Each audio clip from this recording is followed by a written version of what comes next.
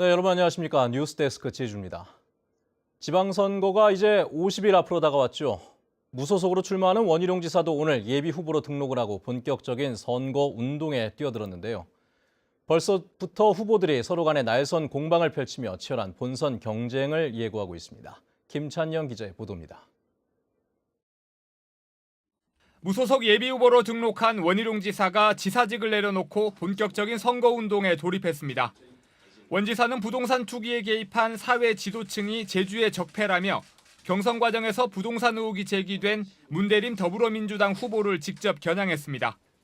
부동산 투기로 번 돈을 누리면서 어떻게 촛불혁명을 이야기하고 적폐 청산을 내세웁니까? 문대림 예비 후보는 판세를 흔들려는 흑색 선전과 도민사회 편가르기라며 즉각 반박했습니다. 오히려 원 예비 후보가 이명박 정권의 핵심 공신이자 박근혜 정권의 최대 수혜자였다며 각을 세웠습니다. 그리고 지난 4년 동안 제주를 위한 정치가 아니라 자신만을 위한 정치를 해왔습니다. 누가 적폐 세력인지 도민들이 판단할 문제다. 저는 그렇게 생각을 하고 있습니다. 바른미래당 장성철 후보는 기자회견을 열고 특별자치도의 헌법적 지위가 위협받고 있다며 원희룡 문대림 예비 후보의 책임론을 제기했습니다. 문재인 정부는 제주특별자치에 관한 한 홀대하고 있습니다. 심각한 상황입니다. 원희룡 도정 이 문제에 대해서 외람되지만 무능했습니다. 후보 단일화에 선을 그은 자유한국당 김방훈 후보는 현장을 찾아다니며 오랜 행정 경험으로 표심을 공략했습니다.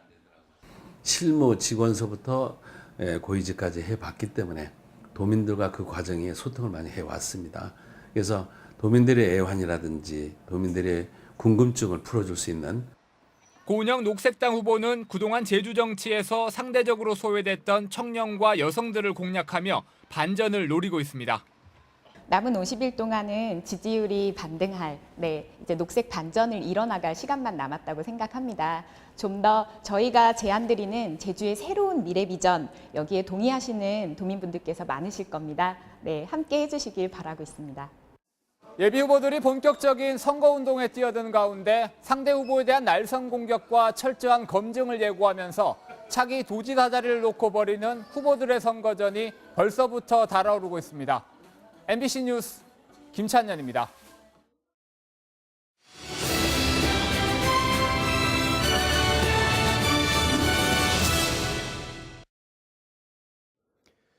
네, 남북 정상회담이 열린 뒤에 한 달 정도 지나면 북미 정상회담도 열릴 예정인데요.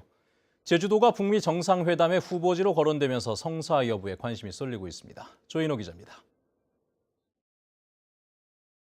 제주도가 국제 외교 무대에 처음 등장한 것은 지난 1991년 노태우 대통령과 고르바초프 소련 대통령의 한소 정상회담이었습니다.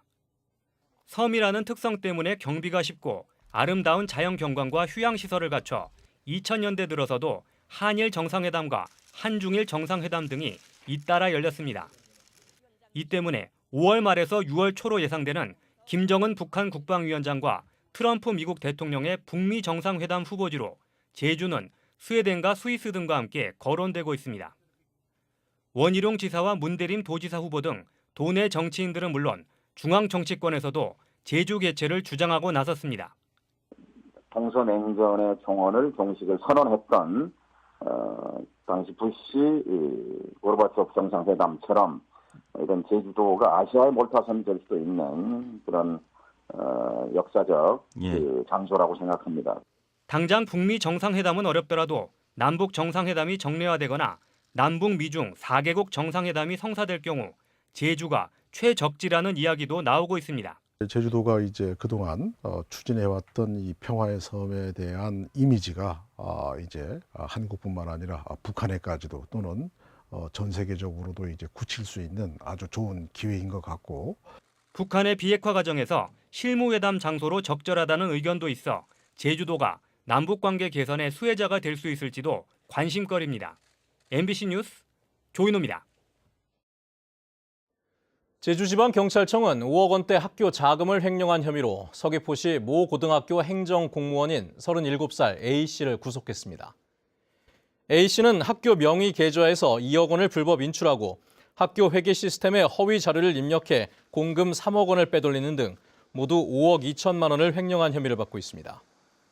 경찰 조사 결과 A씨는 횡령 자금 2억 2천만 원을 빚을 갚거나 스포츠 복권을 구입하는 데 사용했는데 횡령금으로 돌려막기를 하거나 공문서를 조작하는 바람에 학교 당국이 장기간 범행을 파악하지 못한 것으로 알려졌습니다. 한평생 제주에서 선교와 사회사업을 해온 푸른눈의 신부 맥그린치 신부가 어제 향년 90세로 선종했습니다. 맥그린치 신부는 성 이시돌 목장을 설립해 제주 목축업의 기틀을 마련하기도 했는데요. 도민들과 함께했던 60년의 헌신과 봉사의 삶을 이소연 기자가 전해드립니다. 한국전쟁과 4.3 사건 이후 극도로 피폐했던 1954년. 제주 땅을 처음 밟은 아일랜드의 20대 청년 맥그린치 신부는 선교보다 도민들의 먹고 사는 문제 해결에 집중했습니다. 육지에서 암돼지 한 마리를 들여오는데 이후 해마다 돼지 3만 마리를 생산하는 제주 양돈 목장의 기초를 마련합니다. 중산간 황무지를 개간해 이시돌 목장을 만들어 낙농을 가르쳤고 양모로 옷을 짜는 수직사를 만들어 여성 일자리도 만들었습니다. 수익금은 병원과 양로원을 지어 더 낮은 곳에 있는 이들에게 베풀었습니다. 일자리 만들어줄 수 있으면 진짜 아주 정말로 도움이 되죠. 그 이웃을 사랑하는 방법으로서 가난한 이들의 자립을 돕기 위해 제주 최초의 신용협동조합을 만든 것도 맥그린치 신부입니다. 특히 죽음을 앞둔 환자들을 위한 호스피스 사업에 전념하며 고통과 두려움에 있는 이웃의 손을 끝까지 잡았습니다. 이러한 공로를 인정받아 지난 2015년 국민훈장 모란장을 받았고 같은 해 아일랜드 대통령상을 수상했습니다. 정신적으로 또 불안 없이 안심하면서 이 세상을 떠날 수 있게끔. 빈소는 맥그린치 신부의 제주 첫 부임지였던 제주교구 한림성당에 마련됐으며 장례미사는 오는 27일 성이시돌 3.2일체 대성당에서 봉헌됩니다. MBC 뉴스 이소연입니다. 식중독 의심 환자가 발생했던 제주 시내 모 초등학교가 내일부터 급식을 재개합니다. 제주시 교육지원청은 조리 종사자와 음용수 등에 대한 1차 검사 결과 식중독과 관련한 균이 검출되지 않아 식중독 대응 협의체가 해당 학교의 급식 재개를 권고했다고 밝혔습니다. 이에 따라 해당 학교 운영위원회는 내일부터 급식을 재개하기로 결정했고 방과 후 돌봄 수업도 정상 운영하기로 했습니다. 제1제주인 1세 돕기를 위한 특별 생방송 이제는 우리가 나설 때입니다가 오늘 오후 6시 10분부터 1시간 동안 제주문화방송 공개홀에서 진행됐습니다.